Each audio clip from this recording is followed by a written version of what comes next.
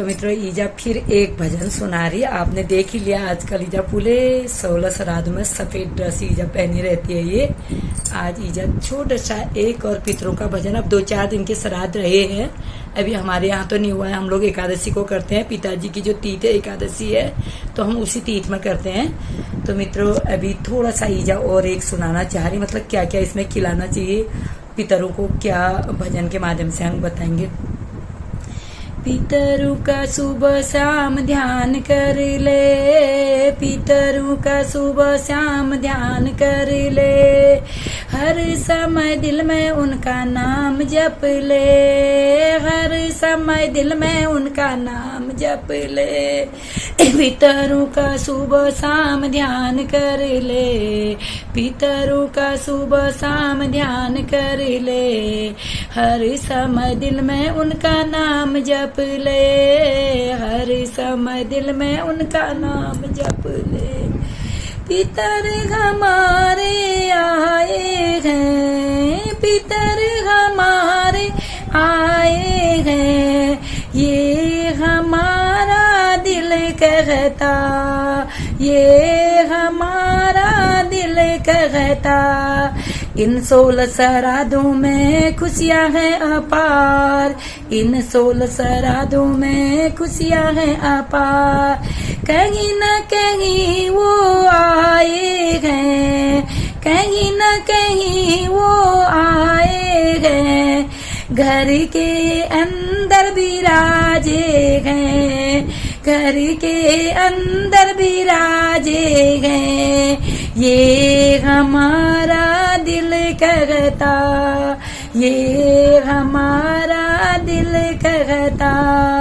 पितरों का नाम सुबह शाम जप ले, पितरों का नाम सुबह शाम जप ले, हर पल नाम उनका जप ले, हर पल नाम उनका जप ले। अब आएंगे भोजन करने, अब आएंगे भोजन करने, हम बनाएंगे भोग, हम बनाएंगे भोग। हम शुद्ध चावलों का, शुद्ध गाय के दूध का, शुद्ध गाय के घी से सभी मिलाकर खीर बनाए, सभी मिलाकर खीर बनाए, अपने पितरों को भोग लगाए, अपने पितरों को भोग लगाए। आए हैं ओ आए हैं, आए हैं ओ आए हैं, घर के अंदर आए हैं, घर के अंदर आए हैं। दिल से उनका नाम जपो, दिल से उनका नाम जपो, हर पल हम सुमिरन करे, हर पल हम सुमिरन करे। उनकी छवि दिख जाती है, उनकी छवि दिख जाती है।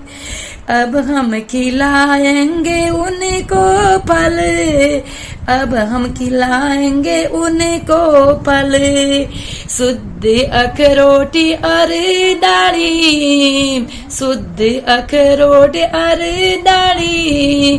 पितर दाढ़ी की चटनी खिलाओ, चटनी खिलाओ, चटनी खिलाओ, अखरोट फोड़ के गिरी खिलाओ, शुद्ध ताजा भोजन कराओ, शुद्ध ताजा भोजन कराओ। हमको हो रहा है आभास, आए हैं पितर देवता, घर में आए हैं, घर में आए हैं, घर में आए हैं, घर में आए हैं। अब खिलाएंगे उनको सब्जी, अब खिलाएंगे उनको सब्जी, सब्जी में तो रही सब्जी, सब्जी में तोरई की सब्जी, पितर खुश हो के खाएंगे, पितर खुश हो के खाएंगे। हम कहेंगे वो खाएंगे, मन हमारा उन्हें खिलाए। यूं सुमिरन हम करते हैं, आए पितर भोजन कर गए, आए पितर भोजन कर गए। जो भी खिलाए ताजा खिलाए, साफ वस्त्रों से भोजन बनाए। सुबह नहा धो के साफ वस्त्र पहन के पितरों का भोजन बनाए। वो पितर खुश होते हैं, वो पितर खुश होते हैं, जो खुशी खुशी भोजन बनाए, जो खुशी खुशी भोजन बनाए, जो खुशी खुशी भोजन बनाए। अपने पंडित जी को जो बुलाए भी भोजन कराए, खुशी खुशी उनको विदा कराए। दिन दुखी उस दिन घर पे जो भी आए दुखिया, दरवाजे पे दिन दुखी दुखिया जो भी, चिड़िया भी आए तो देखो उनमें पितरों का रूप देखो, उनमें पितरों का रूप देखो। पितरों की पोती नातिन को, पितरों की पोती नातिन को, बेटियों को जरूर बुलाओ, बेटियों को जरूर बुलाओ। चाहे माँ या पिता का हो, चाहे माँ या पिता का हो, श्राद्ध घर में अपनी बेटियों को बुलाओ, अपनी बेटियों को बुलाओ। सबसे पहले बेटियों का आप सम्मान घर में करो, आप सम्मान घर में करो, आप सम्मान घर में करो। जो पितर आके देखे, जो पितर आके देखे, मेरी बेटी भोजन कर रही, मेरी पोती भोजन कर रही, मेरी नातिनी भोजन कर रही। पितर खुश हो के विदा होते हैं, पितर खुश हो के विदा होते हैं। करो पितरों का सम्मान घर में, उनके साथ आए बेटियों का, सब बेटियों का सम्मान करे, सब बेटियों का सम्मान करे। तो मित्रों ये भजन बहुत बहुत दिल को वो करने वाला है। जिसके भी घर में श्राद्ध होता है, जैसे पिताजी का होता है, मम्मी का होता है, किसी के घर में, क्योंकि दादा दादी जिसका भी होता है, तो नातनी पोती बेटियां, सबसे ज्यादा हक होता है बेटियों का, नातनी का, पोतियों का, नाती का। अब अगर बच्चे दूर हैं तो आप कुछ नहीं कर सकते, अगर नजदीक में है तो किसी के जैसे पिताजी का श्राद्ध होता है तो बेटियां सबसे पहले पहुंचनी चाहिए, दादाजी का है तो नातनियां सबसे पहले। तो इसमें जो श्राद्ध होता है ना, बेटियां नातनियां, इनको रिश्तेदारों को बुलाओ, लेकिन सबसे पहले अपनी बेटियों का, अपनी नातियों का, जैसे जो भाभी अपनी सास का, ससुर जी का करती है, वो अपनी नंदू को सबसे पहले बुलाए, अपनी नंदू का सम्मान करे, क्योंकि उनके दादा दादी, उनके मम्मी पापा का घर पे श्राद्ध होता है, तो उन्हें कभी ऐसा आभास नहीं होने देना है कि इनके पिताजी अभी नहीं है, मम्मी नहीं है, वो खुशी खुशी श्राद्ध में आके भोजन करके जाए। तो मित्रों ये सभी के लिए, क्योंकि 16 श्राद्ध पूरे देश में होता है, जहां भी जो भी लोग हमारी वीडियो देख रहे हैं, अपने घर में आप कोई भी लोग फॉर्मेलिटी वाला श्राद्ध न करें। विदेशों से लोग फोन करते हैं, इतना दक्षिणा दे देंगे, तर्पण कर देना, ये कर देना, वो करना, तो वो ऐसा इस तरह की हरकतें न करें।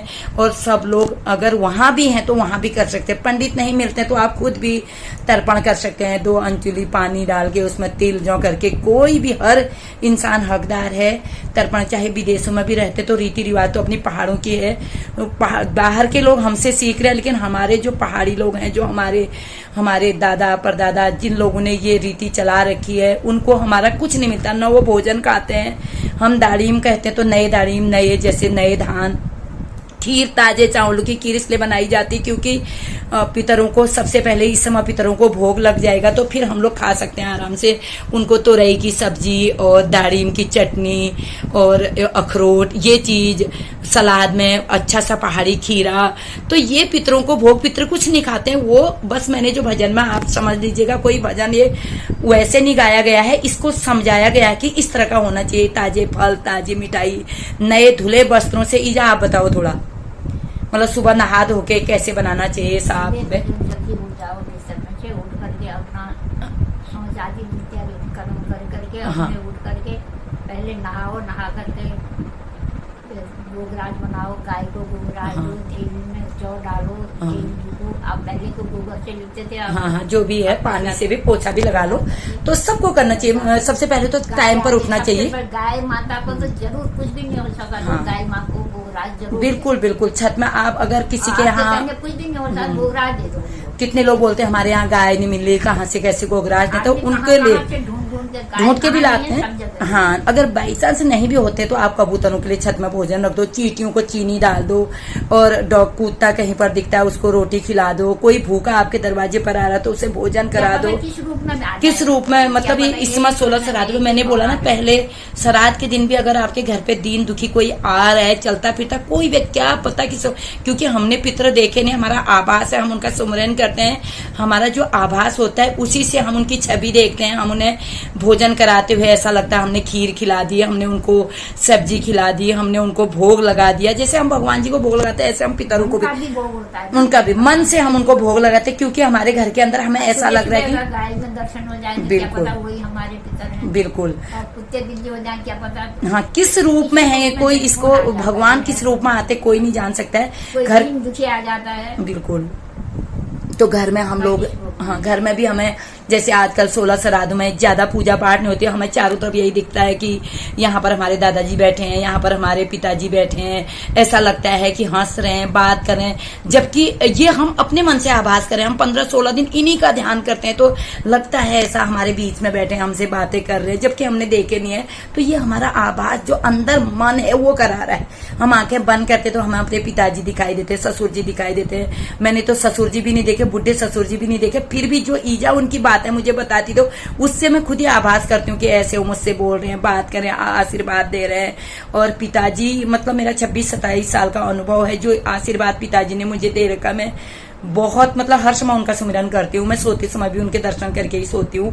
तो मित्रों, ये सब चीजें ऐसी होती है जिसे हम बहुत ही ज्यादा दिल से मनन कर सकते हो। तो आप देखिए जिंदगी में चमत्कार, ये कुछ भी न, कोई पंडित जी के पास ऐसे क्या करें, कैसा करें, हमें पितृ दो, कोई दोष, पितृ क्यों दोष लगाएंगे? पितृ दोष बहुत सारे पंडित जी लोग कहते नहीं, मन से आप उनकी पूजा करो, तन से पूजा करो, उनका हर समय, क्या परेशान कितने, हाँ, बिल्कुल बिल्कुल, उन्हें पितर तो जानते ही हैं। अब जब उनका बच्चा, उनके बच्चे लोग परेशान है तो क्यों दुखी करेंगे वो? उनको खुद भी दुख होता है। नहीं, उनका हर समय, उनका छत्र छाया, उनकी ये जो क्यारी बोके गए है ना, वो सदा उनके लिए हरियाली रहेगी। तो उनकी जो ये डालियां हैं, श्राद्ध में भी आपने देखा होगा, उसमें ऐसे टहनियां जोड़ते रहते हैं पंडित जी लोग। आगे जो पीढ़ी बढ़ते रही तो वो टहनी कहाँ तक पहुंच जाती, तो ऐसे बैगियां आके खिलती रहती हैं।